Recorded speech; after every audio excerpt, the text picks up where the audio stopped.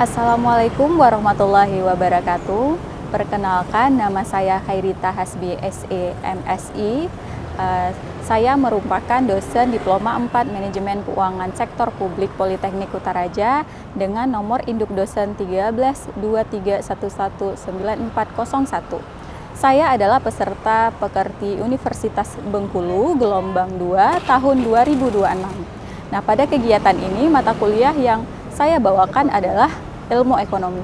Mata kuliah ini menjelaskan tentang bagaimana individu, rumah tangga, perusahaan, dan pemerintah mengambil keputusan dalam mengelola sumber daya yang terbatas untuk memenuhi kebutuhan yang tidak terbatas. Nah, pada sesi real teaching ini, saya akan membawakan materi tentang teori permintaan dan penawaran.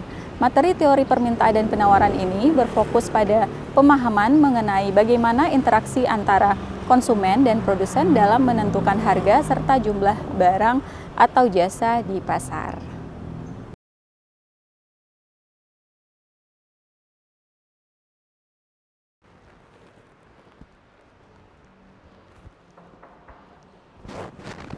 Assalamualaikum. Selamat pagi semuanya. Pagi, Bu. Oke, semangat sekali kayaknya hari ini ya. Oke, gimana kabar adik-adik hari ini?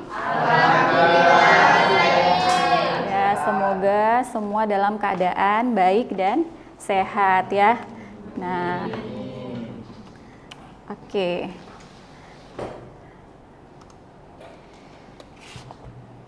Kita lihat dulu slide untuk hari ini.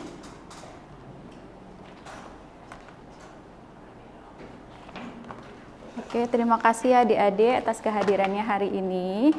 Semoga perkuliahan kita hari ini diberkahi dan ilmunya bisa tersampaikan dengan baik ke adik-adik dan bisa dipahami dengan baik ya. Oke, sebelumnya nih, ada yang ingat nggak tentang materi pengertian dari ekonomi ini yang pertama kali kita pelajari di pertemuan sebelumnya? Ada yang ingat nggak? Ini sambil kita nunggu proyektornya nyala. Ada yang ingat nggak? Teori ekonomi dasar. Ayo.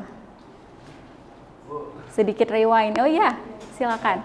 Ekonomi adalah sumber daya yang terbatas dari kebutuhan yang tidak terbatas. Iya, bagaimana memenuhi kebutuhan manusia yang terbatas dengan kebutuhan manusia yang tidak terbatas. Oke, adik-adik, materi yang akan kita pelajari hari ini yaitu tentang teori permintaan dan juga penawaran. Nah, sebelum kita mulai perkuliahannya, Ibu mau absen dulu ya, satu persatu. Oke.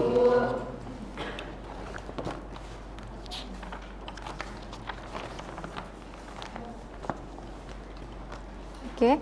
Ahmad Al-Kaisa Silalahi, apakah hadir? Oke. Hadir ya. Alia Syah Putri. Oke, Anggia Putriana. Oke, Aulia Hafizah Nazwa. Hadir ya. Kristal Evelyn Ayudia. Oh, sakit. Dida Febian Harahap. Dwi Putri Sabrina Tanjung. Oke. Angelina Olivia Tambunan. Fadilah Rahmatullah Ula. Fadilah Puspitasari. Oke.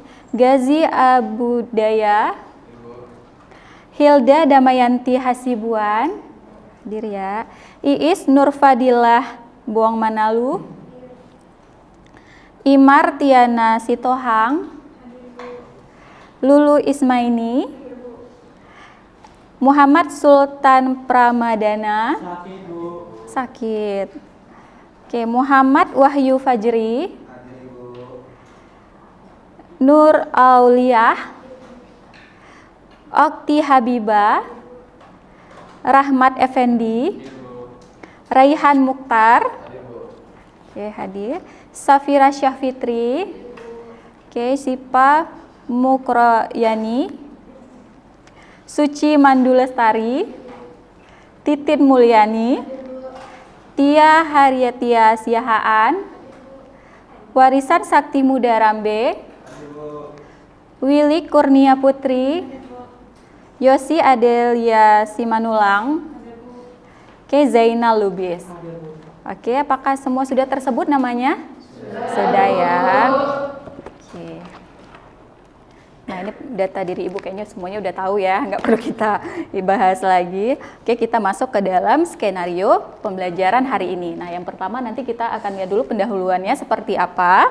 Kemudian kegiatan penjelasan materi, kemudian ada studi kasus, kemudian nanti ada kegiatan penugasan ya, nanti kita buat tugas kelompok. Itu dalam bentuk case method ya adik-adik ya. Case method itu bagaimana adik-adik nanti memecahkan suatu masalah ya. Kemudian yang terakhir ada kegiatan penutup. Nah, di kegiatan penutup itu Ibu mengharapkan nanti ada dari adik-adik yang mau merefleksi dari pertemuan kita hari ini. Merefleksi itu kayak mereview ya, mereview apa sih yang kita pelajari hari ini. Oke? Oke. Kita lanjut capaian pembelajaran yang akan kita kaji hari ini. Yang pertama, itu mahasiswa mampu menganalisis mekanisme terbentuknya harga keseimbangan pasar atau market equilibrium melalui interaksi hukum permintaan dan juga penawaran, serta mengidentifikasi faktor-faktor yang menyebabkan pergeseran kurva. Kemudian ada keterampilan nih dari psikomotor. Nah, di sini mahasiswa mampu mengonstruksi model matematis dan grafis keseimbangan pasar dengan menyelesaikan permasalahan fungsi linier ya, permintaan dan penawaran secara akurat. Kemudian capaian terakhir yaitu mahasiswa mampu menunjukkan sikap yang kritis dan juga objektif dalam menelaah fenomena fluktuasi harga barang di pasar ya. Nah, jadi dengan menerapkan prinsip-prinsip dasar teori ekonomi yang telah kita pelajari. Oke, kita ice breaking dulu nih, biar adik-adik semangat nih ya. Jangan ngantuk pagi-pagi ya. Oke, sekarang nih, coba adik-adik pakai AI nggak adik-adik selama ini? Jujur, pakai AI nggak?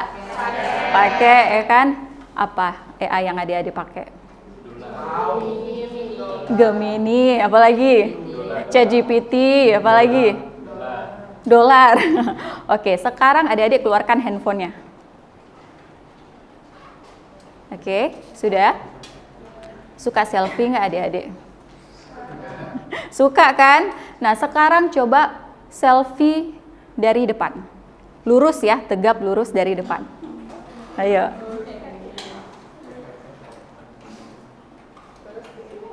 Oke. Kayak 3x4, foto 3x4. Nah. Ayo. Sudah? Yang tegap lurus ya.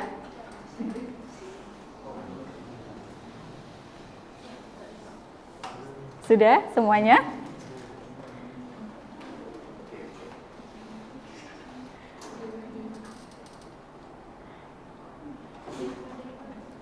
Sudah? Yang belakang abang-abangnya sudah? Oke, adik-adik mahasiswa, sekarang kita ikutin clue-nya ya. Sekarang ini bebas menggunakan, sekarang coba adik-adik buka AI apapun yang kalian suka. Mau ChatGPT, mau Gemini, mau apa lagi? Copilot, apa lagi?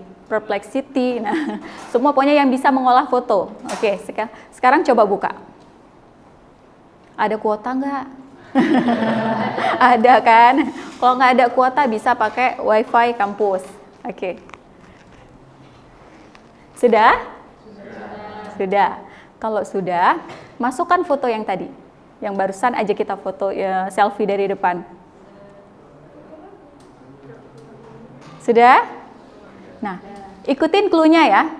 Nah, untuk yang cowok-cowok, nah mahasiswa cowok menggunakan jas. Oke, nah ini hanya clue ya. Jadi kalian bebas mau menarasikan clue ini. Oke, bebas menarasikan clue ini. Jadi yang abang-abang menggunakan jas, yang mahasiswa perempuannya menggunakan blazer, tapi sama nih warnanya ya, warna merah. Oke? Sudah? Sudah? Nah, kemudian bagi yang perempuan menggunakan jilbab atau rok, ya. Abang-abang pakai celana, ya. Mahasiswa laki-laki menggunakan celana. Jangan pakai rok nanti, ya. Kemudian mahasiswa laki-laki menggunakan sepatu pantofel, sedangkan yang perempuan menggunakan heels. Oke, clue yang ketiga. Kemudian clue yang keempat. Nah, posisinya duduk dengan tangan tersingkap lembut ke depan.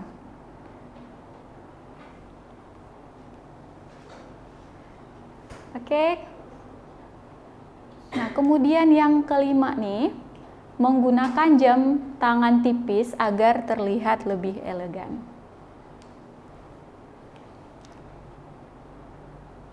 Sudah?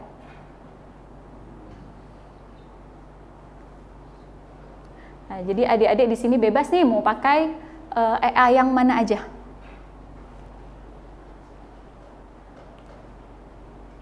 Silakan pilih EA yang adik-adik suka. Sudah? Udah kelihatan hasilnya, kayaknya ada yang udah senyum-senyum nih. Lihat foto sendiri nih. Sudah? Nanti kita lihat sama-sama nih hasilnya.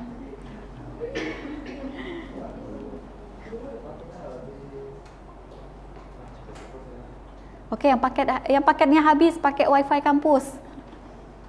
Siapa tadi ada yang WiFi paketnya habis nih?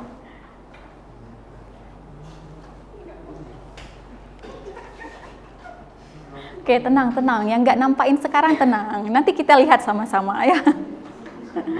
Sudah?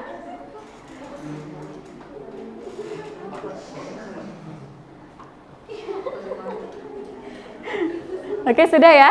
Kalau sudah, sekarang kirim semua ke grup WA.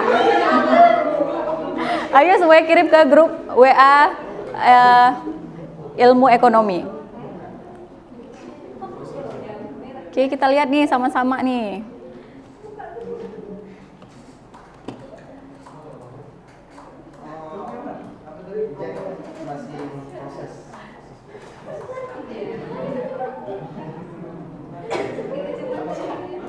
Oke, ayo kita lihat nih ya.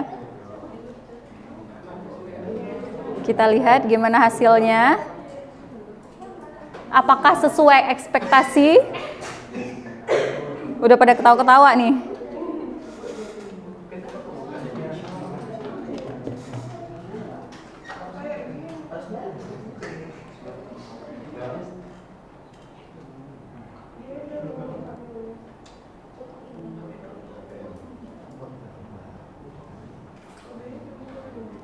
Oke, sudah? Belum ya? Kita tunggu lagi nih. Karena mau di-share jadi harus bagus ya.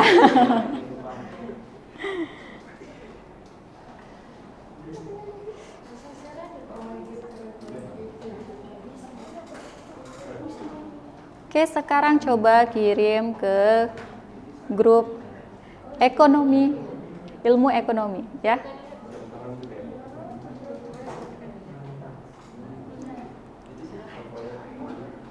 Oke, sudah dikirim. Ada yang udah mengirimkan, biar kita lihat nih.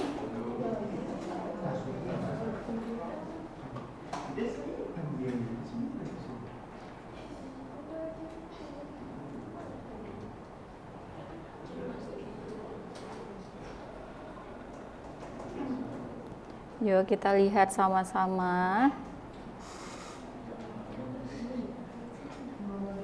Oke, belum ada yang mengirimkan ya. Ayo cepet segera. Ayo, Ibu tunggu nih. Ayo.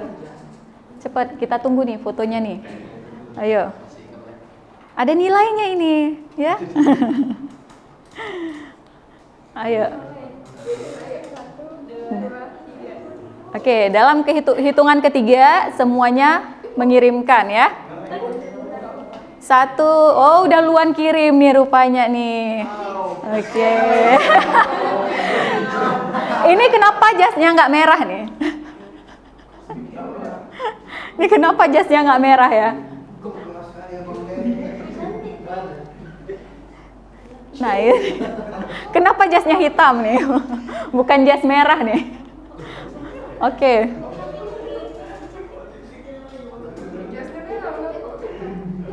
Oke, yang pertama ada Tia nih. Cantiknya. Masya Allah, tabarakallah ya.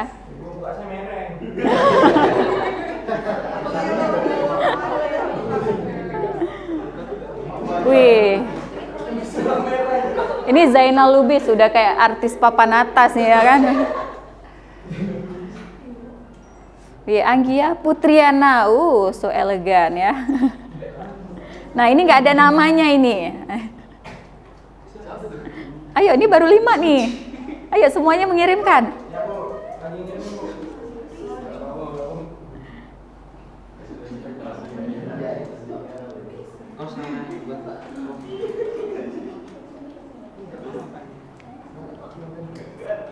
Oke, cepet. Udah dikirimkan?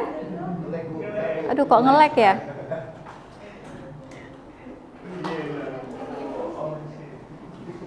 Sudah?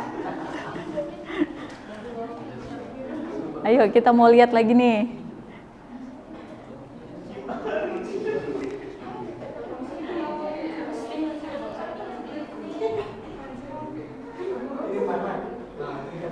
Sudah? Ayo cepat dikirimkan.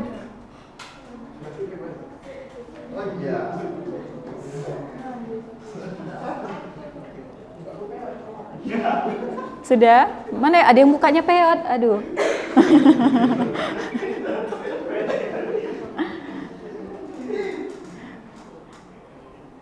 Sudah? Aduh, ini kayaknya harus ibu periksa nih. Betul nge-lag? Oh, lagi loading. Oke, kita lihat. Nah, ini udah nih.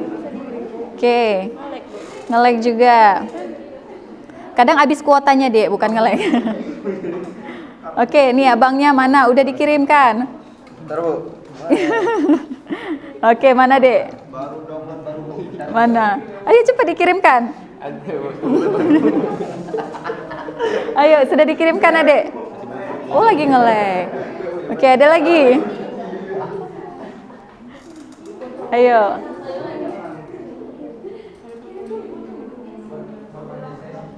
Sudah? Oh, Tia udah ya. Oke, siapa yang belum nih? Wih.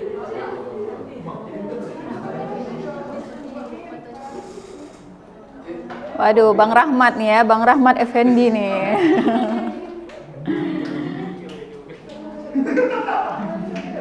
Wih. Oke, ada lagi. Ini kita kan totalnya 30 orang, berarti harus ada 30 foto nih.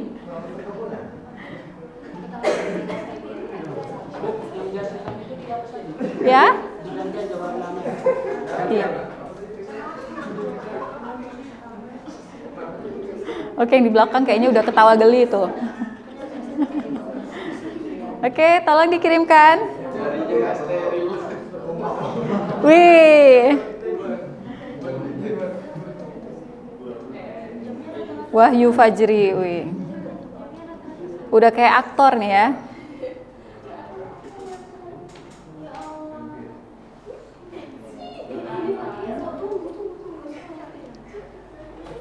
Nah, ini beda nih sendiri ya.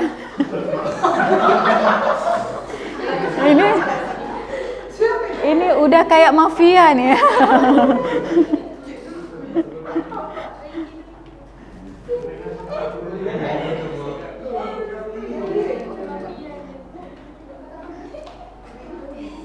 Oke, Waris nih. Wih, ganteng banget nih Waris ya. Oke, ada lagi. Semuanya udah mengirimkan? Aulia nih.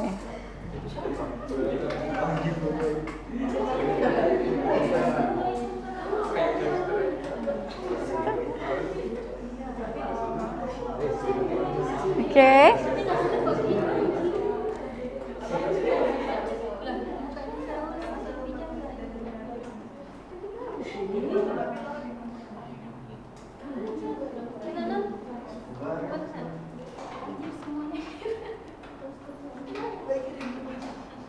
Oh, Zainal Lubis. Oh, ganti baju nih.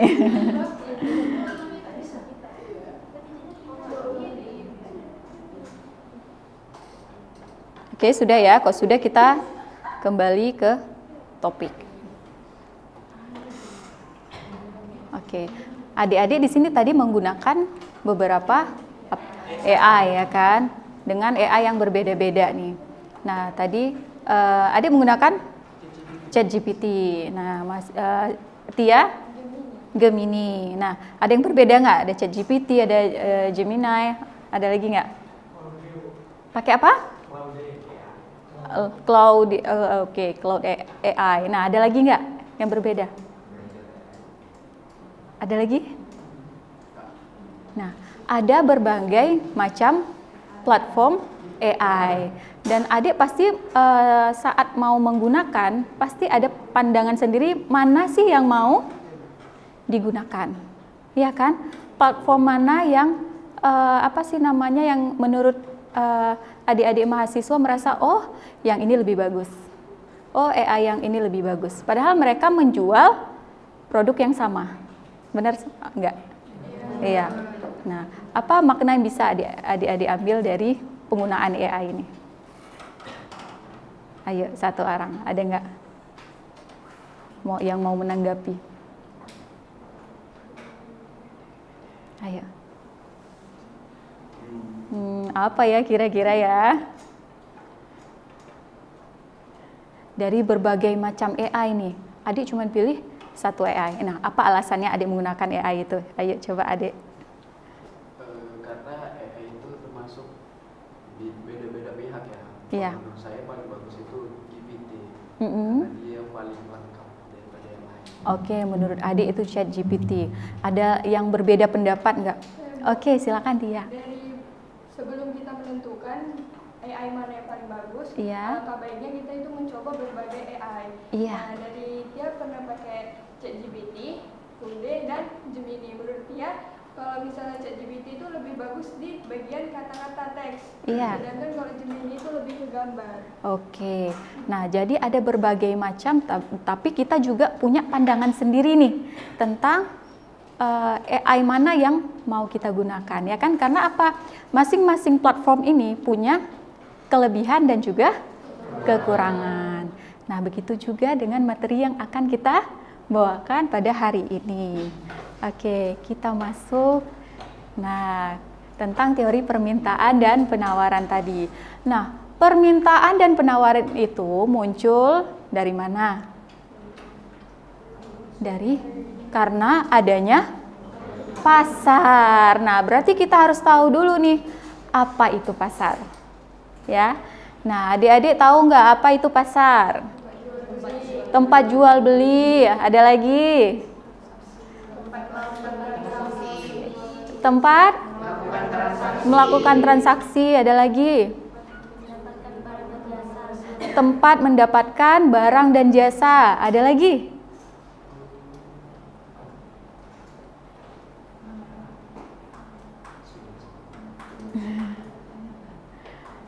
Nah, apa guna pasar itu? Dia juga untuk memenuhi kebutuhan. Nah, kita lihat nih. Ya, pasar sebagai titik temu atau mekanisme nih yang dapat berinteraksi sekelompok pembeli maupun penjual. Nah, terhadap suatu barang ataupun jasa tertentu.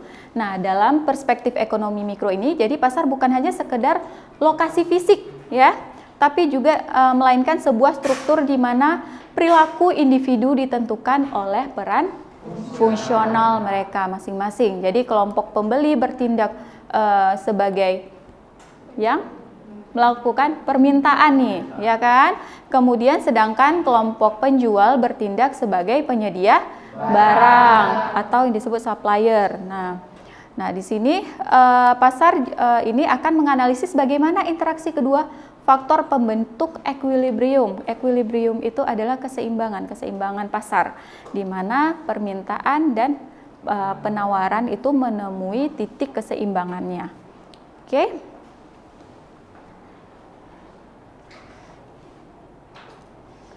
Nah, bagaimana nanti kita akan melihat bagaimana dari sisi demand, bagaimana dari sisi supply. Oke, yang adik-adik harus pahami kalau demand itu dari sisi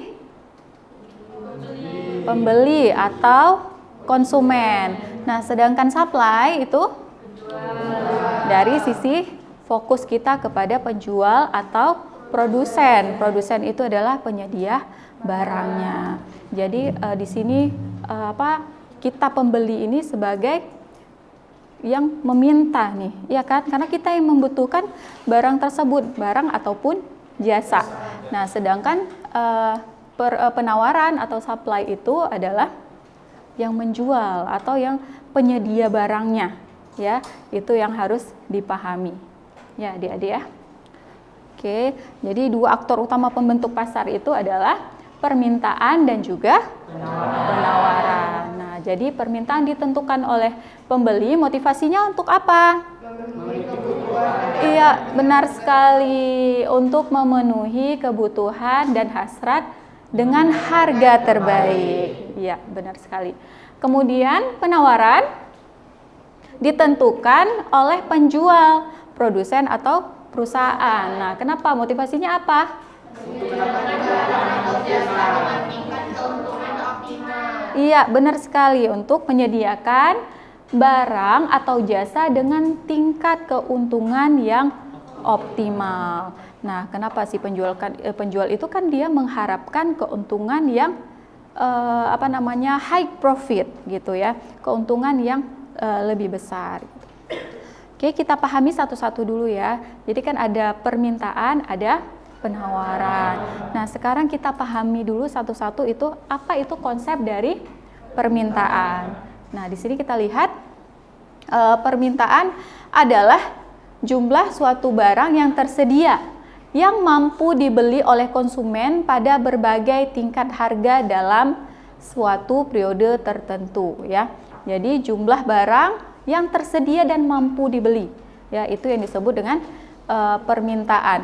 Yang adik-adik perlu ingat itu adalah hukum dari permintaan. Nah, hukum permintaan itu menyatakan bahwa jumlah barang yang diminta akan menurun ketika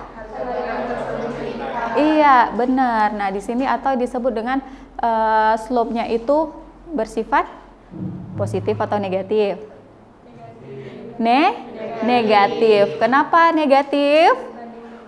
Karena dia berbanding terbalik. Ketika harganya naik, maka permintaannya terhadap kuantiti barang yang diminta jadi turun. Begitu pula sebaliknya, ketika harganya turun, maka kuantiti yang diminta terhadap barang tersebut jadi meningkat. Itulah kenapa disebut slope-nya itu negatif ya.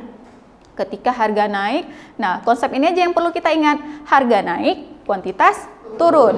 Sebaliknya, harga turun, kuantitasnya naik ya. Gampang ya ingatnya ya. Gampang. Sulit nggak? Enggak. Atau kita tes nih. Oke, ada yang mau rewind nggak? Hukumnya berbanding terbalik. Ketika harga naik, maka harga naik maka kuantitasnya turun. Sebaliknya, harga turun, ya kuantitasnya naik. Oke, kita lihat sekarang contohnya itu dalam kurva. Nah, ini perlu adik-adik ingat ya, kurva demand itu bergerak dari kiri atas ke kanan bawah. Nah, di sini bagaimana kita lihat positif atau negatif? Nah, misalnya nih kita lihat di tahap pertama nih. Ketika harganya 15.000. Nah, di sini titiknya. Ketika harganya 15.000, maka kuantitasnya 30. Oke, kita lihat titik kedua. Ketika harganya 17.500, kuantitasnya 25, menurun. Berarti dia semakin tinggi harganya, maka kuantitasnya semakin turun. Begitu pula sebaliknya, kalau misalnya harganya bergerak ke bawah, maka kuantitasnya akan bergerak ke kanan, atau di mana kuantitasnya jadi meningkat, ya. Oke, paham adik-adik? Oke, ada yang mau ditanyakan? Aman ya masih ya?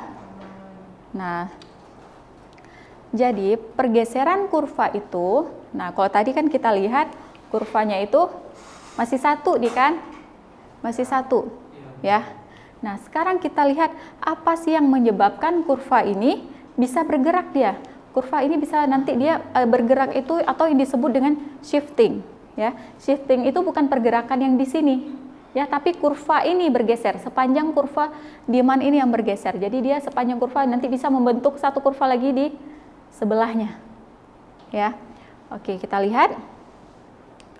Nah, di sini ada beberapa faktor yang dapat menggeser kurva permintaan. Yang pertama ada pendapatan. Nah, jadi bentuknya enggak satu kurva lagi. Kenapa pendapatan itu bisa menggeser kurva ke kanan? Dari gambar ini ada yang bisa tahu nggak? Ini kan dari demand 1 jadi demand 2 nih. Apa yang terjadi di sini? Karena kalau misalnya pendapatannya kita naik, maka pengeluaran kita naik. Benar. Sifat manusia. Benar sekali. Ya. Karena sifat manusia yang tidak pernah puas. Sifat manusia tidak pernah puas kan, keinginan untuk belanjanya itu tinggi, ya. Jadi ketika harganya, ketika pendapatannya meningkat, dia tidak akan peduli dengan tingkat harga. Dia akan bisa membeli, memperoleh barang tersebut pada tingkat harga berapapun. Nah, itulah yang membentuk kurva demand itu bergeser dari demand 1 ke demand 2. Mungkin awalnya harganya di sini walaupun harga naik, tapi dia masih pembeli kuantiti yang diminta itu tetap banyak. Itulah kenapa dia membentuk satu kurva lain, ya. Nah, kemudian yang kedua kita lihat tren atau selera nih, ya kan. Nah, tren sekarang nih, coba adik-adik bisa kasih contoh nggak, apa sih yang lagi FOMO nih sekarang? Apa? Tumbler, ya boleh Tumbler ya. Tumbler sekarang mahal-mahal ya. Ya contohnya apa nih tumbler mahalnya nih? Stanley, apalagi Crocs-Cycle ya, Montigo ya, macam-macam. Harga botol harga tumbler itu sekarang kan mahal-mahal nih ya kan. Walaupun harganya mahal, tapi rame nggak yang beli? Tetap rame permintaannya. Nah, itulah kenapa dipengaruhi oleh tren atau selera tadi, ya. Karena lagi tren nih semua pakai Stanley, ikut-ikutan lah kita pakai juga, ya. Biar ketularan gitu kerennya. Ya, karena kan ya memangnya seperti itu sifat manusia kan. Ada juga nih yang kayak dia mau kuliah di Politeknik Utaraja, kenapa? Karena kawannya juga kuliah di situ, jadi ikut aja gitu. Jadi kan sekarang udah gimana ya, memang seperti itu kehidupan manusia. Jadi begitu, oh teman dekatnya beli ini, oh pengen beli juga, atau pengen beli samaan, ya kan? Kan sering tuh yang bestie-bestian, ya kan? Beli barang couple. Oke, nah kemudian kita lihat poin yang ketiga itu ada ekspektasi, ya ekspektasi harga di masa yang akan datang nih. Jadi ekspektasi di masa depan itu kan kita dapat melihat nih, oh mungkin harga barang tersebut mempunyai nilai investasi yang lebih tinggi di masa yang akan datang. Contohnya di sini kayak mana? Ada yang bisa kasih? Iya benar, emas. Kenapa sekarang harganya tinggi tapi permintaannya juga banyak? Bukan berarti emas itu begitu harganya tinggi nggak ada yang beli, nggak juga ya. Yang orang yang niatnya investasi atau menjaga nilai uang juga tetap akan membeli gitu. Jadi ekspektasi masa yang akan datang juga dapat mempengaruhi bergesernya kurva permintaan. Nah kemudian ada harga barang terkait. Nah, bagaimana harga barang terkait ini? Barang apa nih di sini? Kue, ya misalnya kayak gitu ya. Harga barang input, harga barang input itu harga barang untuk melakukan produksi gitu, ya. Kemudian jumlah pembeli juga gitu. Jumlah pembeli karena banyaknya pembeli yang berminat terhadap barang ataupun jasa tersebut sehingga dapat menggeser kurva permintaan. Jadi bisa jadi nih ketika harganya meningkat, nah bukan berarti dia akan mengurangi kuantiti, enggak, kuantitinya juga naik atau bertambah. Nah itu juga merupakan salah satu faktor yang dapat mendorong kurva permintaan. Oke, sampai di sini ada yang mau ditanyakan? Udah paham adik-adik? Sudah ya, yang semangat kalau udah paham. Oke, sudah paham adik-adik? Sudah, oke. Nah, kalau sudah paham semuanya, sekarang kita ke konsep penawaran ya. Oke, kita lihat nih, kita jabarkan nih satu persatu dulu nih. Oke, penawaran adalah jumlah suatu sumber daya yang tersedia dan mampu disediakan oleh produsen atau penjual kepada pasar. Yang perlu adik-adik ingat adalah hukum dari penawaran. Nah, hukum penawaran menyatakan bagaimana?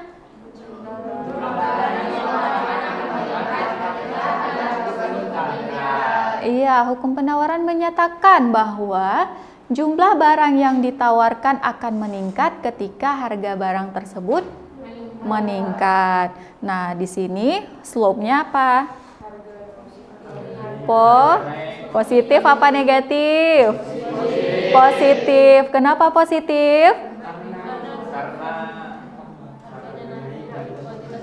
Iya, karena ketika harganya naik, kuantitasnya juga naik.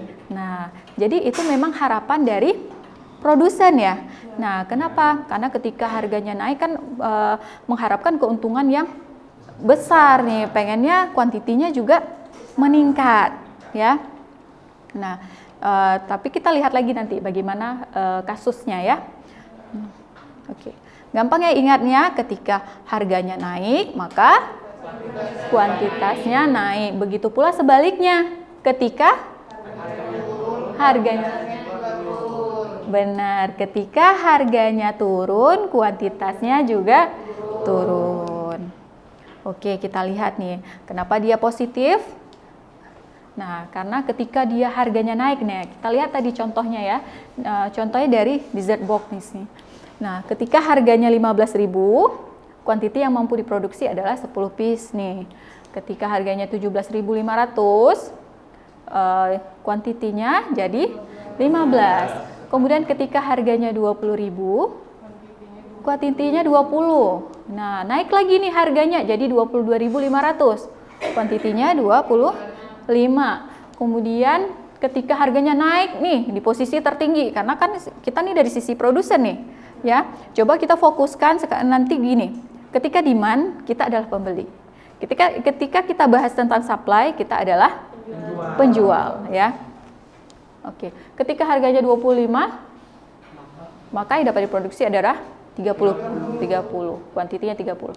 Oke, sekarang kalau adik-adik ini sebagai penjual, adik-adik mau harga di mana? Pasti maunya harga tertinggi ya kan? Harga 25.000 atau sejumlah 30 piece. Kan maunya lakunya lebih banyak, ya kan? Tapi apakah 25.000 ini adalah harga terbaik? Belum tentu. Mungkin yang diharapkan oleh si produsen, tapi belum tentu terbaik karena belum tentu diharapkan oleh si konsumennya atau pembelinya, ya. Oke. Kita lihat lagi nih. Nah, kurva supply ini juga sama seperti kurva demand tadi, ya. Ada faktor yang dapat menggeser kurva penawaran, ya kan? Nah, apa saja? Kita lihat yang pertama. Ada harga barang input, ya kan? Harga barang input itu bagaimana? Harga barang-barang produksi. Ya, untuk melakukan produksi suatu barang itu kan kita menggunakan bahan baku. Nah, dari harga bahan baku. Nah, ini dapat menggeser nih kurva supply ke kiri maupun ke kanan. Ya, geser itu tidak hanya shifting itu tidak hanya bergeser ke kanan, tapi bisa juga bergeser ke kiri. Oke. Kemudian yang kedua ada teknologi. Nah, teknologi, misalnya ini ada mesin baru yang lebih cepat, lebih efisien, jadi produksinya bisa bertambah, bisa menekan cost, ya kan? Jadi maksudnya kita nggak mesti harus, misalnya kenaikannya 10%, kuantitinya juga naik 10%, nah tidak mesti. Ketika kita menggunakan teknologi yang lebih baik, pastinya akan mengefisiensikan penggunaan bahan baku gitu. Ya, atau bisa meningkatkan produksi gitu. Alhasil kita bisa menghasilkan produk yang lebih banyak dengan cost yang lebih rendah. Ya. Nah, kemudian ada ekspektasi penjual. Di sini ekspektasi harga bahan baku. Nah, misalnya nih besok naik nih bahan bakunya, ya. Nah, itu atau kita mau tahan stok dulu. Kalau mau tahan stok atau kita beli stok banyak-banyak, jadi kurvanya bisa bergeser ke kiri, ya, untuk mengefisiensikan produksi. Kemudian ada jumlah penjual. Nah, jumlah penjual itu kenapa bisa menentukan? Karena sekarang persaingan pasar itu sangat kompetitif, ya kan? Jadi banyaknya penjual itu terhadap barang yang sama juga akan mempengaruhi bergesernya kurva penawaran. Oke. Nah, kita lihat dulu. Nah, ya, bagaimana membedakan movement dan juga shifting. Nah, movement itu hanya bergerak dari titik satu ke titik yang lainnya, tapi dengan garis demand yang sama. Tapi kalau shifting itu memang bergerak sepenuhnya nih dari kurva demand yang pertama sehingga membentuk suatu kurva yang baru, ya. Ya, jadi bagaimana dia mendorong kurva yang awalnya di demand 1 menjadi demand 2. Nah, oke. Kita lihat lagi. Nah, bagaimana titik temu atau yang disebut dengan keseimbangan. Nah, di sini keadaan di mana harga telah mencapai tingkat tertentu sehingga jumlah barang yang ditawarkan tepat sama dengan jumlah barang yang diminta. Ya, jadi harus seimbang nih antara yang diminta oleh pembeli dengan yang ditawarkan oleh penjual. Jadi yang seperti tadi, bukan berarti harga tertinggi itu the best price-nya, ya. The best price-nya adalah yang mampu ditawarkan oleh si penjual tapi juga mampu dibeli oleh pembeli atau konsumen, ya. Jadi harus seimbang nih antara demand dan juga supply. Oke. Nah, di sini kita lihat dinamikanya di mana ketika kita terlalu tinggi menentukan harga, ya. Ketika harga itu terlalu tinggi, apa yang terjadi? Dan ketika harganya terlalu rendah seperti ini, apa yang terjadi? Oke, kita bahas dulu tentang surplus, ya. Nah, di sini tadi kan awalnya harganya berapa? Mungkin dari awal nih 20.000. Karena kita penjual menginginkan keuntungan yang lebih besar, kita jualnya 22.500 dengan harapan yang membeli itu 25 unit, ya kan? Nah, kita lihat ketika harganya 22.500, oke, mampu ditawarkan. Yang ditawarkan berarti kita lihat titik di sepanjang kurva penawaran surplus, ya, yang mampu ditawarkan sebesar 25 unit. Nah, kemudian ketika dia di angka 22.500, kita lihat perpotongan kurva supply-nya yang mampu dia sediakan hanya 15 unit, ya. Nah, jadi kalau misalnya dia tetap produksi 22.500 dengan jumlah 25, nah di sini kan ada selisih. Sepanjang garis surplus ini ada selisih 10 unit. Nah, itulah yang disebut dengan surplus atau kelebihan produksi tapi nggak ada yang beli. Nah, seperti itu, ya. Kenapa? Ya mampu dibeli oleh konsumen hanya 15 unit karena harganya tinggi tadi, ya kan? Oke, kita lihat kasus satu lagi. Nah, di mana terjadi shortage atau kekurangan. Ketika harga diturunkan nih dari 20.000 ke 17.500.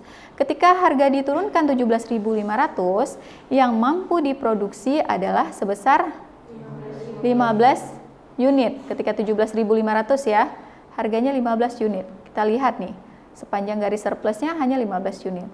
Tapi yang diminta sepanjang garis permintaan 25 unit. Ada selisih 10 unit kan? Ya, ada selisih 10 unit. Selisih 10 unit itu apa disebut dengan shortage, karena yang mampu diproduksi hanya 15, tapi yang diminta 25. Kekurangan ini disebut dengan shortage ya. Nah, jadi bagaimana kita menganalisis di sini? Jadi sampai ke titik equilibrium. Jadi tetap harga keseimbangan itu di titik equilibrium, di mana harga yang ditawarkan sama dengan harga yang diminta. Jadi kalau di angka 20.000 dan 20 unit itu kan sama. Yang dapat ditawarkan sama dengan yang diminta. Itulah titik perpotongan keseimbangan. Ya. Oke, paham sampai di sini? Oke. Nah, di sini kita lihat bagaimana mekanisme penyesuaian atau the invisible hand. Nah, di sini jadi bagaimanapun kita berputar-putar harganya ya kan. Misalnya kita lihat nih harga terlalu tinggi, terjadi surplus ya kan, barang akan menumpuk di gudang penjual, nggak ada yang beli ya kan. Seperti contoh tadi, begitu harganya terlalu tinggi, permintaannya sedikit. Nah, ketika harganya terlalu rendah, yang mampu ditawarkan sedikit, tapi permintaannya banyak sehingga stoknya habis, antrean pembeli memanjang gitu kan. Jadi sehingga terjadi kelangkaan. Nah, kemudian di step 3 kita lihat penjual akan menurunkan harga untuk menghabiskan stok. Jadinya rugi kan kalau kita harus untuk menghabiskan stok yang kita sediakan tadi terlalu banyak gitu. Karena kan mau tidak mau daripada terbuang, jadi kita diskonkan biar habis. Oke. Jadi bagaimanapun itu, ketika harga kita turunkan, apapun kejadian tetap akan kembali ke titik equilibrium. Nah, karena kalau terlalu tinggi pun nanti akan berkurang pembelinya, gitu kan? Oke. Nah, misalnya di step 3 kita lihat penjual menaikkan harga karena tingginya minat. Nah, kemudian pembeli berkurang, harga kembali ke equilibrium. Jadi tidak serta-merta nih, karena terlalu banyak pembeli naikin harga. Nah, ketika harganya terlalu jompang, pembeli juga akan berkurang gitu. Sehingga akan kembali ke titik equilibrium di mana keseimbangan antara yang ditawarkan dan juga yang diminta. Oke. Nah, jadi di sini kita pernah bahas kan tentang elastisitas. Nah, jadi elastisitas ini mengukur seberapa besar respon sensitivitas pembeli atau penjual terhadap perubahan harga. Nah, elastisitas itu ada juga yang harganya turun sedikit tapi kuantitasnya meningkatnya pesat ya, tidak sebanding dengan penurunan harga. Nah, ini kondisi elastis yang disebut dengan elastis. Kalau inelastis bagaimana? Ketika harganya turun drastis tapi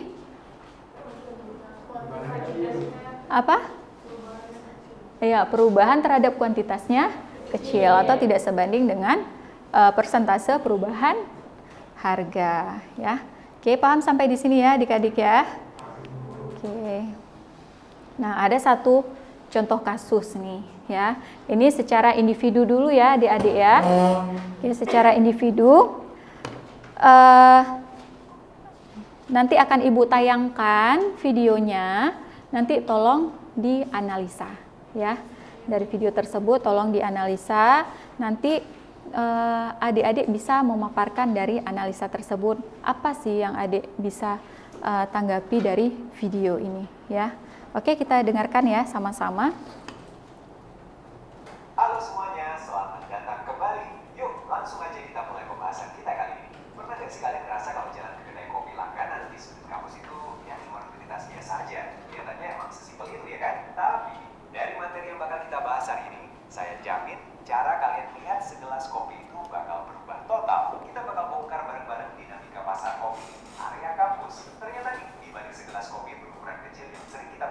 Terdengar sampai belakang?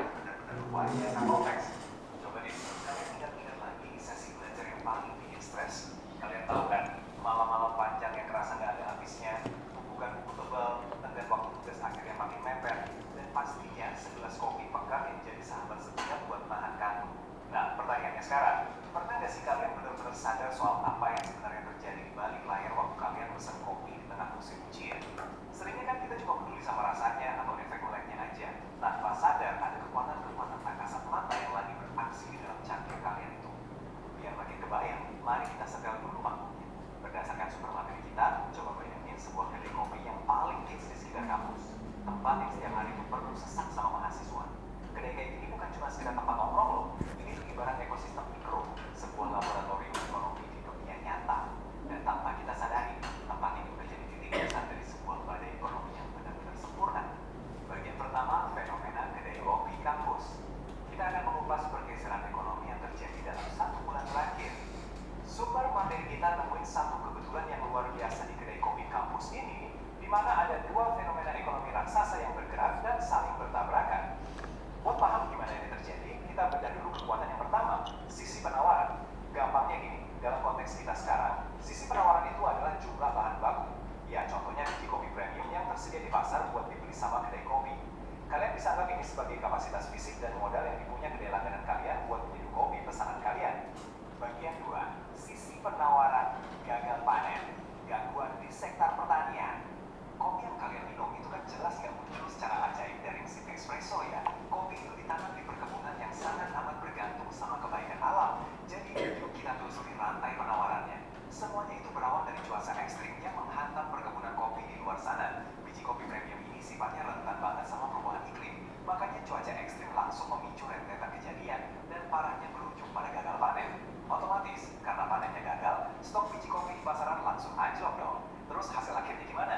Berdasarkan data spesifik dari sumber kita, harga biji kopi kualitas premium itu langsung naik gila-gilaan. Ini benar-benar efek domino. Cuaca buruk muncul di sana, dampaknya langsung hantam biaya operasional kedai kopi favorit kalian. Dan angka 1 ini jadi pengingat yang penting banget. Kenapa? Karena seluruh krisis pasokan ini, mulai dari cuaca ekstrim, gagal panen, sampai lonjakan harga yang bikin geleng-geleng kepala, itu nggak terjadi secara pelan-pelan dalam setahun. Guncangan ini meroket cepat cuma dalam waktu 1 bulan terakhir aja. Kebayang nggak sih gimana luar biasanya tekanan yang harus dihadapi para pemilik kedai kopi buat nyiasatin perubahan pasar yang secepat kilat ini? Nah, di saat krisis pasukan ini lagi di titik puncaknya, ada kereta lain yang melaju kenceng banget dari arah berlawanan. Mari kita ngomongin sisi permintaan. Sisi permintaan itu intinya adalah hasrat, keinginan, dan kebutuhan mendesak dari konsumen. Dalam hal ini, ya kalian para mahasiswa buat beli suatu barang atau jasa. Kalau sisi penawaran tadi itu soal seberapa banyak kopi yang ada, sisi permintaan itu soal seberapa haus, seberapa butuh, dan seberapa mendesaknya kalian sama asupan kafein. Masuk ke bagian 3, sisi permintaan, darurat ujian, atau bisa kita sebut sebagai gangguan akademik. Di saat para petani kopi lagi mati-matian melawan cuaca ekstrim, mahasiswa juga lagi berjuang melawan tekanannya sendiri. Muncul deh momen musiman yang paling ditakuti, ujian akhir semester. Tekanan akademis melonjak drastis. Kalian bisa lihat perbedaannya. Di waktu normal, kebutuhan mahasiswa akan kopi masih cukup rendah dan stabil. Ya, sekedar melangkah gaya hidup atau menongkrong lah. Tapi coba perhatiin pas minggu hujan tiba, ada lonjakan yang tajam banget. Kebutuhan kafein meledak. Ini nunjukin kalau cuma dalam sekejap mata, kopi itu berubah wujud dari sekedar keinginan jadi kebutuhan untuk yang harus banget dipenuhi. Tujuan utamanya jelas banget, supaya bisa terus melek pas lagi belajar. Seperti yang dicatat sama sumber kita, di momen ini tuh kita udah gak peduli lagi soal sedih menyeduh kopi atau nikmatin sore yang santai. Gak ada waktu buat itu. Ini murni taktik bertahan hidup secara akademis. Permintaan kopi di kalangan mahasiswa jadi bener-bener gak elastis. Maksudnya, harganya mau naik berapapun, tubuh kalian secara biologis tetap nuntut asupan energi itu demi kejar nilai yang sempurna. Betul kan? Dan sampailah kita di bagian 4, benturan dinamika pasar kopi. Saat penawaran dan permintaan akhirnya bertabrakan. Sekarang kita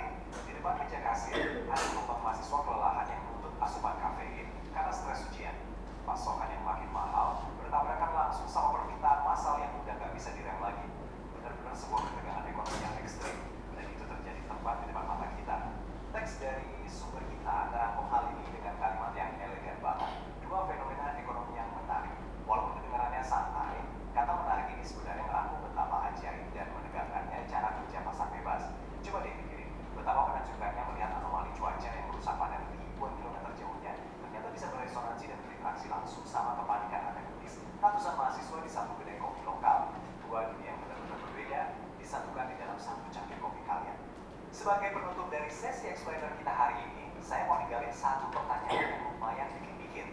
Siapa coba yang sebenarnya menang waktu permintaan yang nggak bisa dihentikan ini ketemu sama pasokan yang harganya makin mahal? Kira-kira apakah kedai kopi bakal naikin harga atau justru kualitas kopinya yang terpaksa dikorbankan?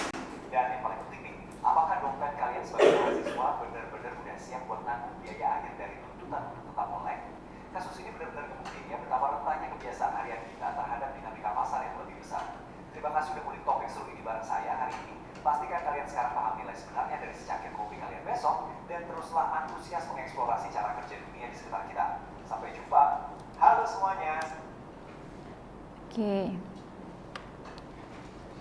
Nah, adik-adik suka kopi nggak?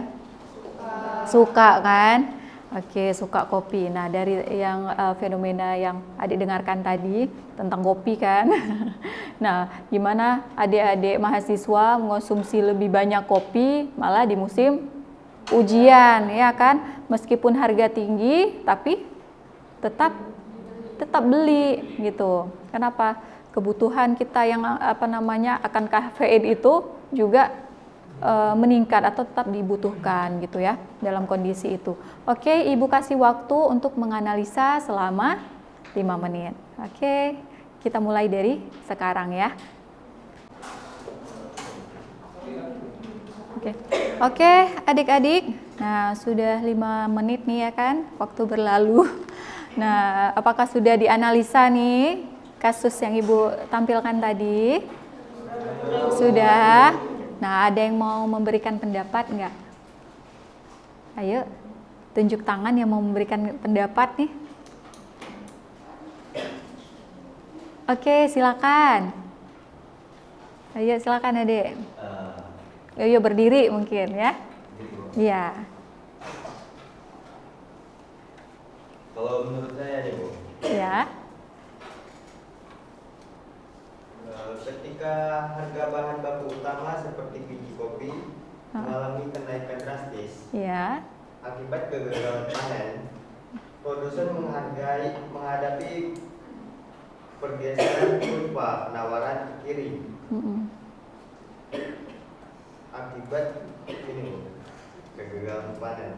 Dalam konteks penawaran, dalam pandangan saya, hal ini menunjukkan bahwa produsen tidak lagi mampu memproduksi jumlah yang sama pada tingkat harga lama karena margin keuntungan mereka tergerus. Fenomena ini menegaskan bahwa pasar sangat sensitif terhadap input biaya. Jika produsen tidak menaikkan harga jual, mereka akan mengalami kerugian operasional yang memaksa mereka mengurangi output yang pada akhirnya memperkecil ketersediaan barang di pasar. Oke, bagus sekali pendapatnya. Ayo, dengan nama siapa? Fadil. Oh, Fadil. Fadil dapat nilai tambah ya. Oke, ada lagi yang mau menanggapi nih? Yap. Oke, silakan. Menurut saya, pergeseran kurva permintaan ke kanan atau ekspansi permintaan yang terjadi saat musim ujian adalah cerminan dari perubahan perilaku konsumen yang bersifat temporer namun intens. Pendapat saya, dalam kondisi ini, kopi berubah fungsi dari sekedar minuman gaya hidup menjadi barang penunjang produktivitas. Ketika preferensi mahasiswa meningkat, kurva permintaan bergeser ke kanan karena mereka bersedia membayar lebih untuk mendapatkan utilitas kafein yang mereka butuhkan guna menghadapi tekanan akademis. Ini adalah bukti bahwa faktor non-harga seperti tren dan urgensi waktu memiliki kekuatan yang sama misalnya dengan harga dalam menggerakkan pasar. Oke, bagus sekali. Dengan siapa, Dik, namanya? Dengan Suci. Oke, sejalan dengan yang Fadil jawab tadi. Menurut Suci juga ya akan menggeser kurva permintaan, ya kan? Nah, ada lagi yang mau menanggapi? Oke. Ayo, siapa duluan nih? Ayo, Sweet. Atau satu-satu dulu ya. Oke, silakan Adik dulu.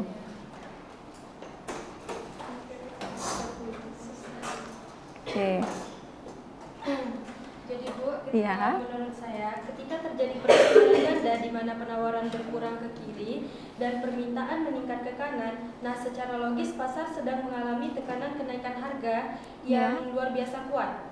Dan menurut saya, kenaikan harga keseimbangan dalam kasus ini bukanlah sebuah anomali, melainkan mekanisme koreksi alami. Pasar sedang mengirimkan sinyal bahwa kopi kini menjadi barang yang lebih langka namun lebih dicari. Harga yang naik bertindak sebagai filter yang menyeimbangkan keinginan mahasiswa yang tinggi dengan stok kopi yang terbatas, sehingga tercipta titik keseimbangan baru yang mencerminkan realitas kelangkaan biji kopi di lapangan. Oke, benar sekali. Siapa namanya, Dek? Wilik, Bu. Wilik. Oke, sejalan ya berarti Wilik, Suci dengan Fadil tadi. Oke, adik ada yang mau menambahkan?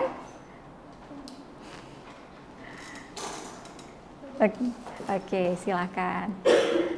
Ketika penawaran kopinya berkurang dan permintaan mahasiswa meningkat secara bersamaan, saya justru berpendapat bahwa kenaikan harga keseimbangan yang terjadi tidak selalu mencerminkan mekanisme koreksi yang sehat, melainkan bisa menjadi indikator kegagalan pasar yang tersembunyi. Harga yang naik akibat double ini memang secara teknik menyeimbangkan pasar, tetapi pertanyaannya adalah menyeimbangkan untuk siapa? Filter harga yang disebut sebagai mekanisme alami itu pada kenyataan bersifat selektif dan tidak netral. Mahasiswa dengan daya beli rendah tersisihkan bukan karena mereka tidak membutuhkan kopi, melainkan karena mereka tidak mampu membayar harga baru tersebut. Ini bukan efisiensi, ini adalah pengalihan akses berbasis kemampuan finansial. Pasar bukan sebagai mengkoreksi diri, pasar sebagai menampilkan gejala. Sementara penyakitnya tetap tidak terobati. Titik keseimbangan baru yang terbentuk bukanlah cerminan realitas yang sehat, melainkan kompromi paksa antara kelangkaan yang belum terselesaikan dengan permintaan yang terus tertekan. Oke, bagus sekali dengan Tia. Nah, jadi perspektif baru nih dari Tia. Ya kan, perspektif baru berarti Tia melihat dari sisi konsumennya. Nah, di mana ketika bukan berarti dia tidak membutuhkan, dia tetap butuh kopi, tapi dia sudah tidak mampu membeli. Karena apa? Karena tingkat harga yang sudah terlalu tinggi tadi. Nah, ini merupakan jadi permasalahan baru. Bukan berarti tidak butuh, dia juga tetap butuh kopi. Kenapa? Mau ujian, yang lain ujian kan dia juga tetap ujian, ya kan? Bukan berarti nggak ada kopi nih nggak jadi ujian, enggak kan? Tetap ujian gitu. Jadi ini merupakan permasalahan baru yang terjadi di pasar gitu ya. Oke, kita lihat bagaimana titik keseimbangan untuk fenomena kopi ini ya. Oke, kita lihat di sini bagaimana dia menggeser kurva permintaan. Di sini apa? Harga. Di sebelah kanan quantity. Ini tidak pernah berubah ya. Harga dan quantity ya. Nah, kita lihat misalnya tadi contohnya adalah kopi. Nah, misalnya kita anggaplah harga kopi yang awalnya 20.000. Nah, yang awalnya 20.000, permintaannya bagaimana? Kita lihat dari titik permintaannya. Misalnya nih karena masih normal lah kondisinya. Kita anggaplah di sini masih ya 100 piece gitu ya. Anggaplah seperti itu ya. 100 piece. Nah, kemudian karena fenomenanya itu berbenturan ya kan? Fenomena yang terjadi itu berbenturan. Apa aja masalah di sini tadi? Pertama, karena faktor ya cuaca atau terjadi bencana alam. Ya kan? Nah, kemudian yang kedua apa? Karena mahasiswa mau ikut ujian. Kebutuhan kafein meningkat. Nah, apa yang terjadi di sini? Berarti dia menggeser kurva permintaan ke kanan. Karena fenomena yang terjadi tadi, dia nggak bisa lagi jual 20.000. Ya kan, karena harga bahan bakunya sudah naik, harga kopinya meningkat gitu. Dia nggak mampu lagi, nggak bisa. Kalau dia jual, dia paksakan jual 20.000, apa yang terjadi? Rugi. Produsen akan rugi. Jadi dia naikkan harga bahan karena apa? Faktor tadi, ada faktor inputnya atau faktor bahan baku. Oke, dia naikkan nih harganya dari 20.000 misalnya jadi 25.000. Nah, apa yang terjadi? Dia membentuk kurva keseimbangan baru. Nah, karena faktor ujian tadi, permintaan yang dari 100 pieces mungkin meningkat nih, jadi kita anggaplah 150 pieces nih. Nah, 25.000 sehingga membentuk keseimbangan baru atau kurva demand. Nah, ini tadi demand 1 menjadi demand 2. Nah, seperti itu ya adik-adik. Nah, dari sisi suppliernya bagaimana? Nah, kita lihat supply-nya dapat dia. Ya kan? Ketika harganya naik, maka yang diproduksi juga meningkat. Tapi ini kan terjadi karena fenomena bencana alam. Bukan berarti tidak jadi lebih bagus ya. Enggak, seperti yang Tia utarakan tadi bahwa ada efek lain nih, tidak semua mampu membeli pada tingkat harga tersebut. Dia tetap butuh, tapi dia tidak bisa membeli pada harga 25.000. Jadinya apa? Akan mencari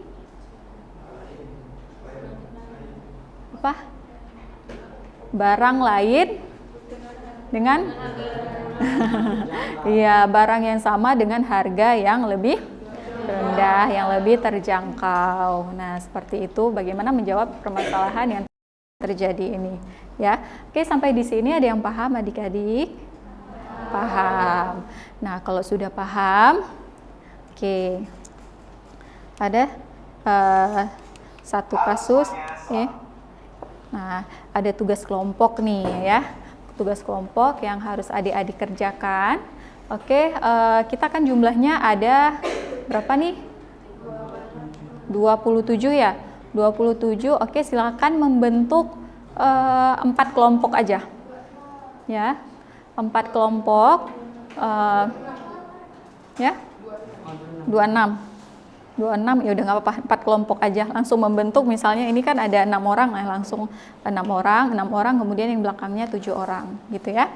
Oke, masing-masing kelompok itu membuat satu studi kasus, ya.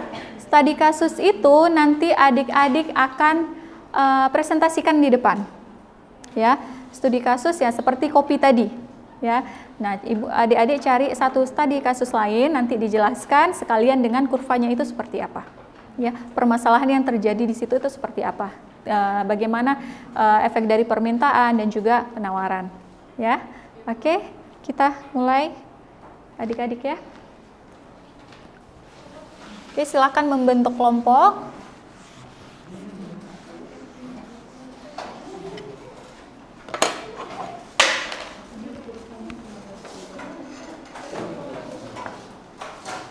Oke, silakan berdiskusi dengan teman-temannya.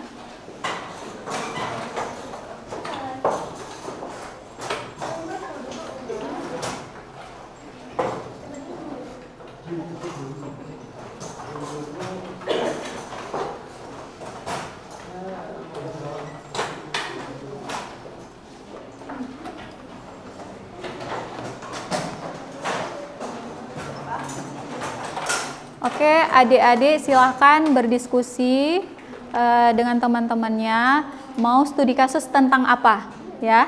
Nanti Ibu akan cross check nih bagaimana proses dari diskusi adik-adik, ya. Oke, silahkan dimulai diskusinya. Nanti Ibu akan cek satu-satu.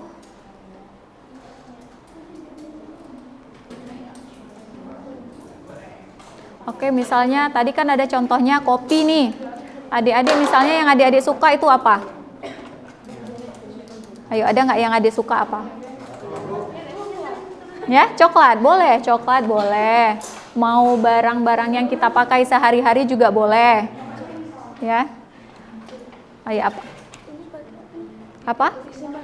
Iya, pakai keseimbangan, atau mau lihat shiftingnya seperti apa gitu, atau mau lihat pokoknya tapi terhadap harga barang, ya. Oke. Harga barang apa, atau mau jasa juga boleh kalau mau, ya. Mau bikin kasus tentang jasa transportasi boleh, ya. Oke, menyesuaikan apa yang adik mau jadikan itu sebagai studi kasus, ya. Oh boleh. Oke, mau izin ya? Oke, silakan adik. Oke, adik-adik mau contoh kasus apa nih kira-kira? Risol maca, oke boleh. Aduh, oke keren-keren. Karena itu yang lagi tren sekarang ya, boleh risol maca. Oke. Cabai itu langka, dia naik. Terhadap harga cabai, benar. Betul, tepat sekali. Karena itu ada faktor dari pengaruh alam juga itu. Kalau misal terjadi bencana alam. Oke. Keadaan juga ketika hari raya itu Benar.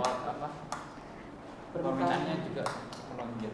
Benar. Nah, itu tepat sekali karena nih sekarang kita juga lagi hari raya kan, kebutuhannya juga lebih tinggi dari biasanya. Nah, biasanya ketika permintaannya lebih banyak, apalagi di waktu-waktu tertentu misalnya kayak sekarang ini, nah itu juga bisa mendorong harganya bisa meningkat gitu, ya. Permintaannya meningkat tapi harganya juga meningkat. Oke, nah di sini contoh kasusnya apa nih adik-adik? Mie ayam, Bu. Mie ayam, waduh. Siang-siang kayak gini ya, kayaknya enak kali nih mie ayam. Nah, gimana nih kasusnya tentang mie ayam? Ayo gimana nih? Kebutuhan akan mie ayam? Di musim hujan, Bu. Oke, tepat sekali. Oke, di sini contohnya apa? Geprek, oke boleh. Geprek apa nih? Ayam geprek. Siapa tahu bebek geprek gitu kan? Oke, ayam geprek. Oke, silakan nanti presentasikan ya ke depan. Oke, Ibu tunggu 10 menit lagi.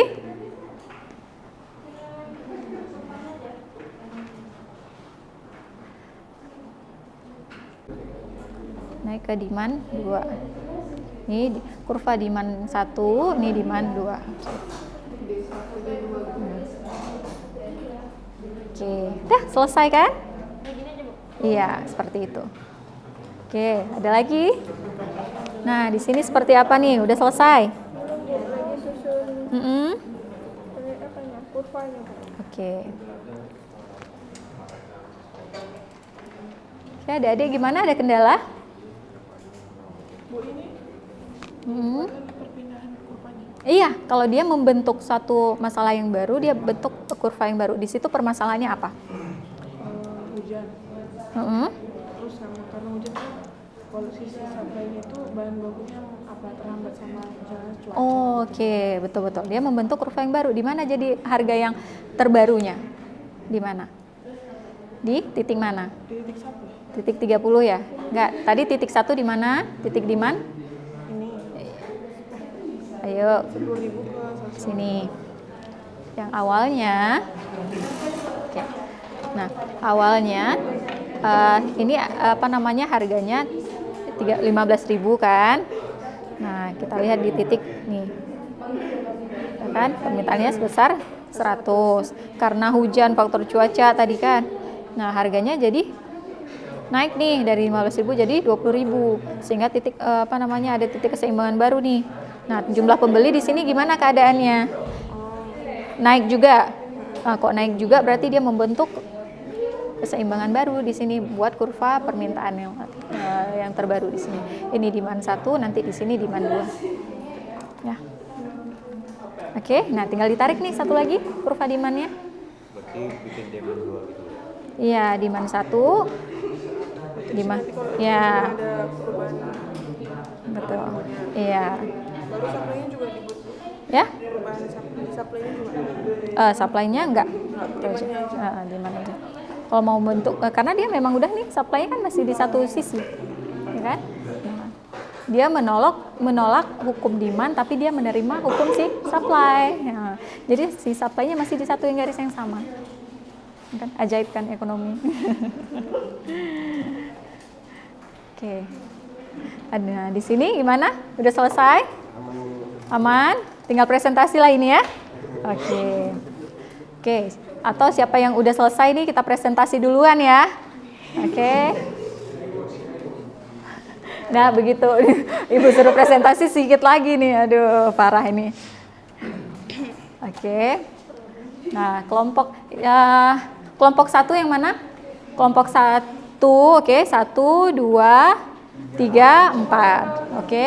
Oke, kelompok 1 silakan maju duluan nih. Udah selesai kan?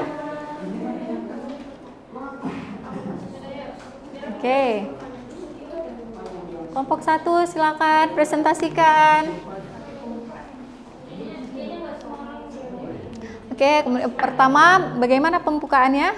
Salam, terus perkenalkan. Nah, terus permasalahan yang ini apa? Dibahas dulu, kemudian pergeseran kurvanya seperti apa, ya?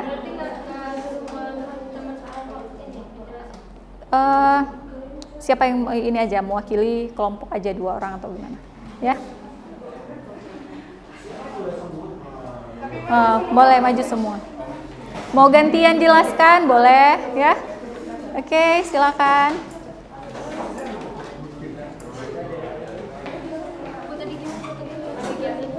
Kalau misalnya ini demand yang Ibu bilang tadi kan seharusnya ngikutin yang di sininya kan.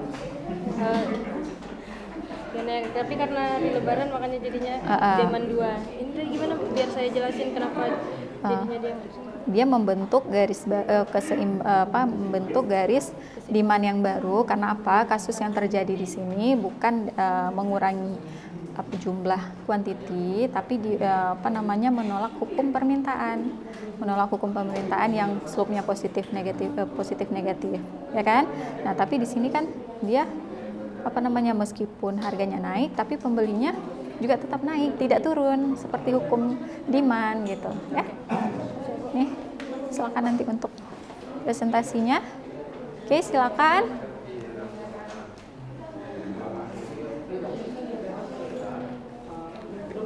Oke. Assalamualaikum warahmatullahi wabarakatuh. Waalaikumsalam warahmatullahi wabarakatuh. Terima kasih kepada Ibu Hairita karena telah memberikan kami kesempatan untuk mempresentasikan hasil diskusi kami tentang kurva tentang teori tentang cabai. Nah, di sini kami kelompok 1 yang beranggota saya, Dina Lubis, terus Willy, Rahmat, Rehan, Dwi, sama Titin.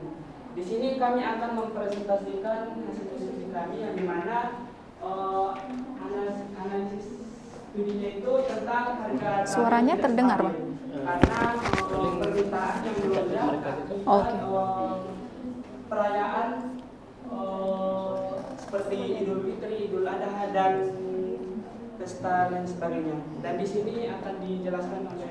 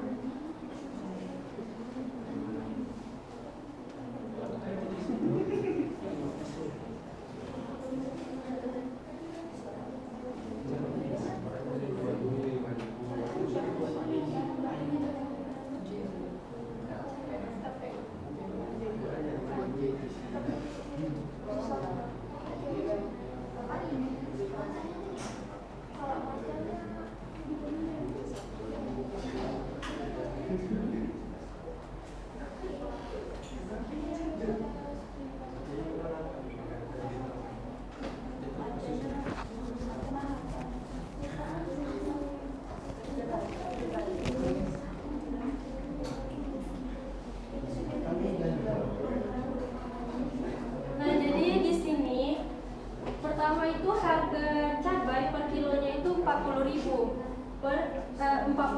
Nah, itu harga permintaannya itu ada 10 ton. Nah, dikarenakan bertepatan dengan hari Lebaran Idul Adha, nah jadinya karena hari Idul Adha harga cabai jadi melonjak menjadi 70.000. Nah, harga cabai 70.000 ini tidak mempengaruhi kuantitinya, tidak mempengaruhi permintaannya. Jadi walaupun harganya 70.000, permintaannya malah jadi naik jadi 15 ton karena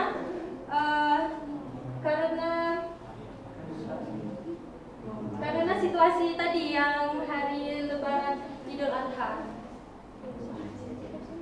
Baik, sekian presentasi kami akhiri. Assalamualaikum warahmatullahi wabarakatuh. Waalaikumsalam warahmatullahi wabarakatuh. Oke, bagus sekali ya kelompok 1. Oke, silakan duduk. Oke, maksud kelompok 1 di sini adalah ini permasalahannya itu adalah karena sedang hari raya Idul Adha, ya kan? Nah, biasanya apa yang terjadi saat hari raya Idul Adha? Misalnya nih yang sebelumnya harga cabai itu harga cabai itu 40.000 mungkin biasanya per kilo. Begitu hari-hari besar kayak hari raya naik nih menjadi 70.000. Nah, apakah dia akan mengurangi permintaan terhadap cabai? Tidak. Kenapa? Karena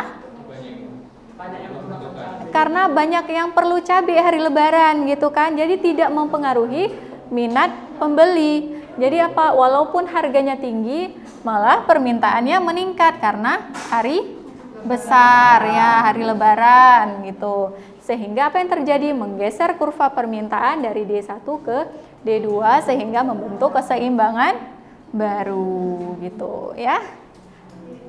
Oke, paham sampai di sini? Paham ya. Oke, kelompok lain.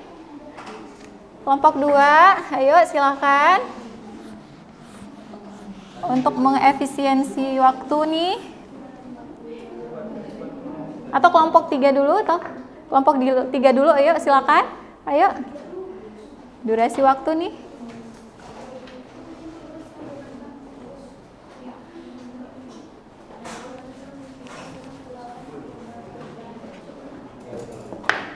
Oke, silakan.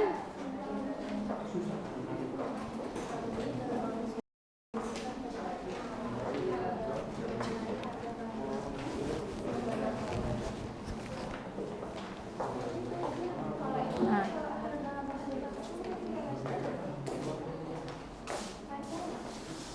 Ya, silakan presentasikan. Oke, baik teman-teman. Assalamualaikum warahmatullahi wabarakatuh. Waalaikumsalam. Kami dari kelompok 3 ingin mempresentasikan hasil dari kurva permintaan dan penawaran pada kasus mie ayam. Oke, mie ayam nih kasusnya ya, teman-teman ya. Oke, silakan. Nah, selanjutnya akan dijelaskan oleh teman saya.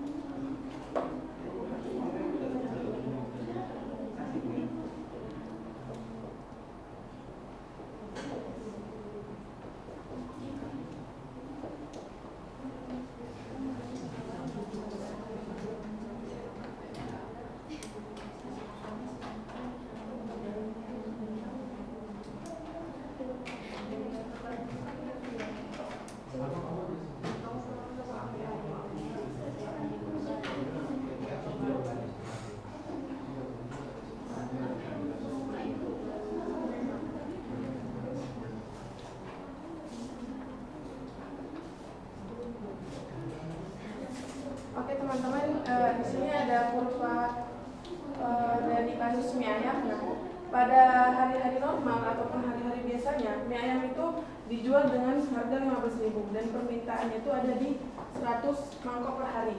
Nah, ketika terjadinya perubahan cuaca, misalnya hujan atau pada musim-musim tertentu, nah mie ayam itu mengalami perubahan harga karena ada kenaikan harga dan pertambahan permintaan pada sisi kuantiti. Nah, kenapa bertambahnya permintaan di sini karena pada cuaca-cuaca tertentu itu banyak orang-orang yang mencari makanan-makanan hangat untuk menghangatkan badan dan mencari suasana baru lah di cuaca-cuaca tertentu. Nah, di sini itu kenaikannya dari 15.000 ke 20 ada sekisaran 5.000. Nah, di sini sisi supply-nya itu tidak ada gangguan karena permintaan tetap stabil, tidak berubah. Pedagang tetap beroperasi menggunakan standar kapasitas produksi dan harga penawaran yang sama seperti hari biasanya. Namun di sini sisi kuantitinya bertambah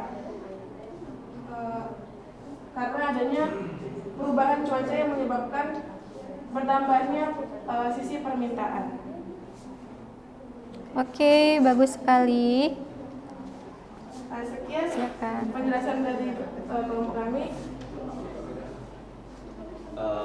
Baik teman-teman, mungkin tidak ada yang ingin dipertanyakan.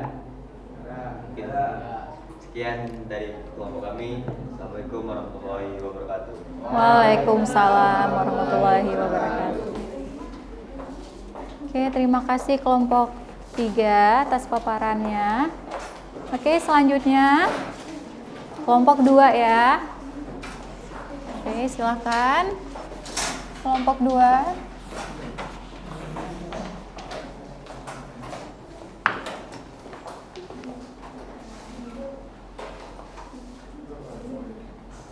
Assalamualaikum warahmatullahi wabarakatuh. Waalaikumsalam warahmatullahi wabarakatuh. Terima kasih kepada Ibu Khalita telah memberikan kami kesempatan untuk mempresentasikan hasil diskusi kami. Kami telah mendiskusikan mengenai penawaran bahan baku terhadap risol matcha, terutama pada harga bubuk matcha yang sedang tren di kalangan masyarakat. Oke.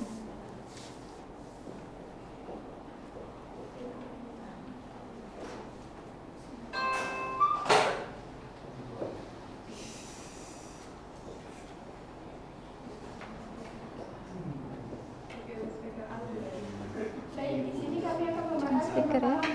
kurva permintaan. Di mana ketika harganya 8.000, permintaannya itu menjadi 100 pieces per harinya.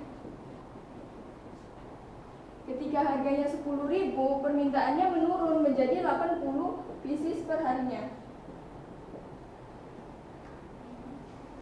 Ketika harganya 12.000, permintaannya tambah lagi menurun menjadi 60 pieces per harinya.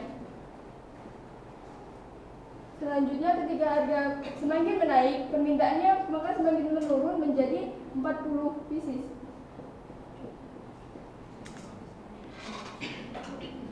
Ketika harganya melonjak, maka permintaannya akan turun drastis menjadi 20 pieces per harinya. Maka dapat disimpulkan bahwasanya ini menjadi kurva permintaan atau demand 1. Nah, kami di sini berbeda. Kalau misalnya kelompok 1 dan 3 tadi kan membahas tentang permintaan, sedangkan kami akan memandang dari segi penawarannya, segi produsennya. Di mana ketika harga 8.000, produsen itu bisa mencetak 20 pieces per harinya. Ketika harganya 10.000, semakin naik 2.000, maka produsen itu kan pengen harganya lebih tinggi, harga hasilnya pendapatannya itu pengen lebih tinggi, maka menjadi 40. 10.000, produsen menyediakan harga sebanyak 40 pieces barangnya. Ketika harganya 12.000, produsennya menyediakan 60 pieces. Ketiganya harganya 14.000, produsennya menambah lagi menjadi 80 pieces per harinya. Begitu harganya melonjak, maka keuntungannya kan semakin meningkat nih. Produsen memproduksi sebanyak 100 pieces per hari. Maka kurva penawarannya seperti ini. Kita supaya satu. Kemudian ada kasus terjadi bahan bakunya itu naik, yaitu bubuk macanya, yang dimana menyebabkan produsen ini tidak bisa menjual 8.000 ini dengan menghasilkan 20 pieces, sehingga produsen menjual dengan harga 10.000 ini dengan harga bisa menyediakan di 20 pieces. Kemudian dengan harga 12.000, produsen ini bisa menyediakan di harga 40 pieces. Dan di 14.000 bisa menyediakan 80 pieces. 60 pieces. Selanjutnya di 16.000 ini bisa menyediakan dengan harga 80 pieces. Nah, di sini terjadi supply 2 karena bahan bakunya naik, sehingga ketika produsen ini menjual dengan harga 8.000, itu akan mengalami rugi. Jadi cuma bisa menjual dengan harga 10.000 dan menyediakan di 20 pieces ini.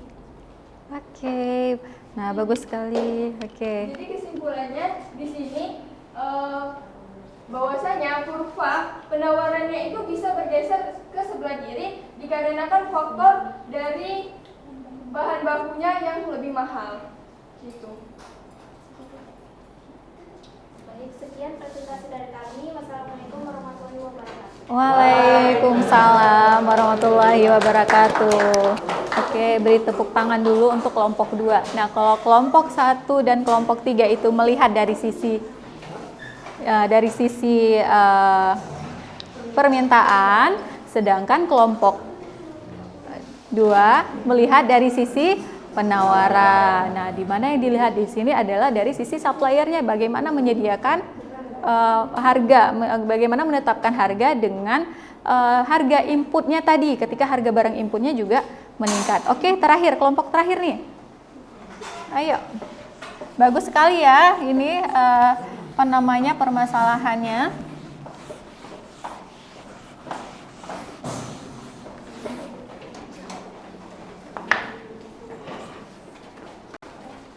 Oke, silakan. Assalamualaikum warahmatullahi wabarakatuh. Waalaikumsalam warahmatullahi wabarakatuh. Di sini saya ingin mempresentasikan kurva tentang maraknya kebutuhan masker di saat COVID-19. Oke. Langsung yang pertama. Oke, silakan.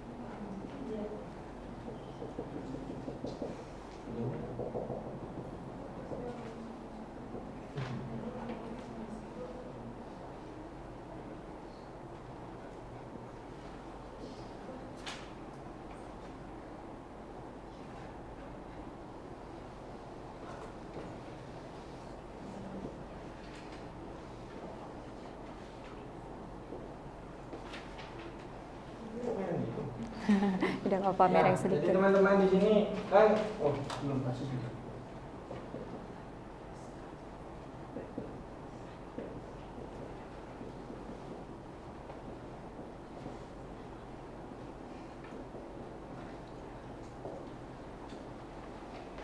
Nah kan ini saat COVID-19 itu kebutuhan masker itu meningkat karena satu itu kewajiban dari pemerintah untuk memakai masker.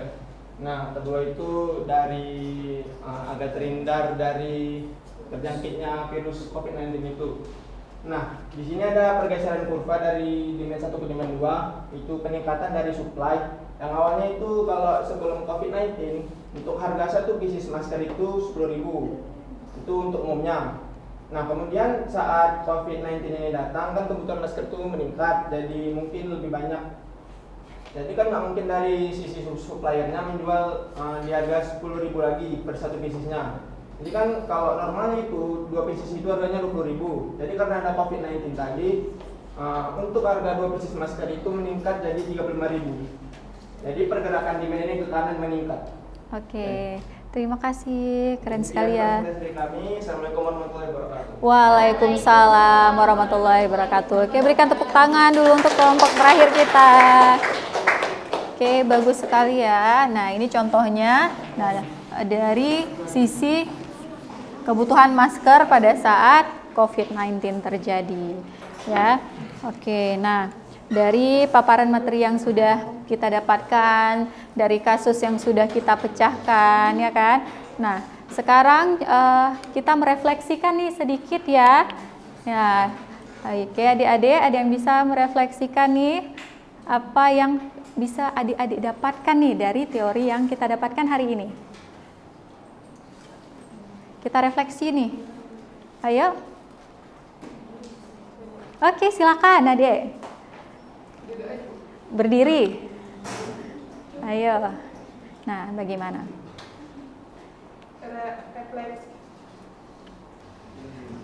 Oke, silakan kita merefleksi ini sedikit tentang teori permintaan dan penawaran.